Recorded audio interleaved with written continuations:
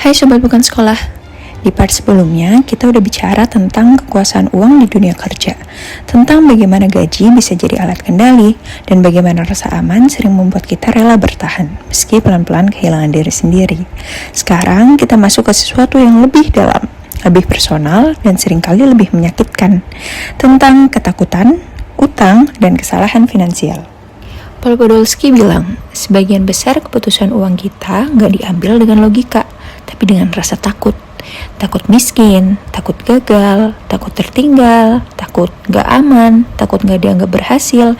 Dan masalahnya, rasa takut ini jarang banget kita sadari. Ia bekerja diam-diam, mengendalikan pikiran kita tanpa kita sadari. Dan banyak banget dari ketakutan finansial kita itu bukan berasal dari pengalaman pribadi, tapi dari cerita orang tua, lingkungan, berita, sistem pendidikan, dan budaya jangan sampai jatuh miskin. Sejak kecil kita diajari lebih baik aman daripada salah, lebih baik stabil daripada mencoba.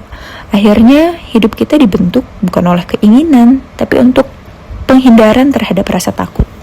Paul mengajak kita melihat hutang bukan hanya sebagai kewajiban finansial, tapi sebagai beban psikologis.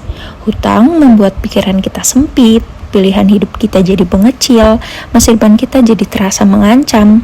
Bahkan hutang kecil pun bisa membuat seseorang jadi sulit mengambil resiko, takut berpindah arah, dan terus bertahan di situasi yang gak sehat. Bukan karena gak mau berubah, tapi karena takut untuk salah langkah lagi. Nah, salah satu poin paling jujur dari Paul ada di sini.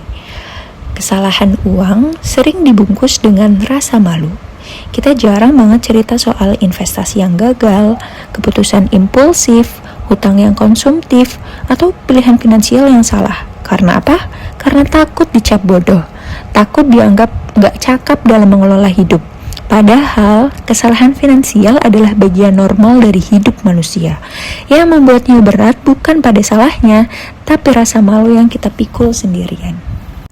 Paul menulis bahwa banyak orang terjebak bukan karena uang hari ini, tapi karena takut mengulang kesalahan masa lalu. Akhirnya jadi gak berani coba lagi, gak berani berubah, gak berani untuk mulai dari nol. Kesalahan lama berubah jadi penjara, bukan karena dampaknya masih ada, tapi karena kita terus menghidupkannya dalam pikiran kita. Paul Podolsky gak bilang bahwa uang itu sumber masalah. Yang jadi masalah adalah ketika ketakutan mengambil alih kendali. Saat takut kita lebih besar daripada kesadaran, saat aman lebih penting daripada makna, dan menghindari salah lebih utama daripada hidup jujur. Di titik itu, uang bukan lagi jadi alat, ia berubah jadi penguasa.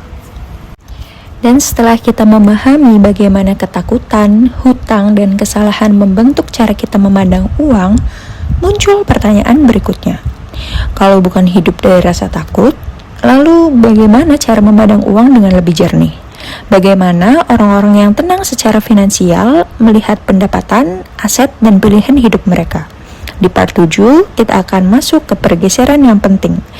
Dari pendapatan ke portofolio, melalui pikiran para investor. Bukan soal cepat kaya, tapi soal cara berpikir yang membebaskan. Sampai jumpa di part 7.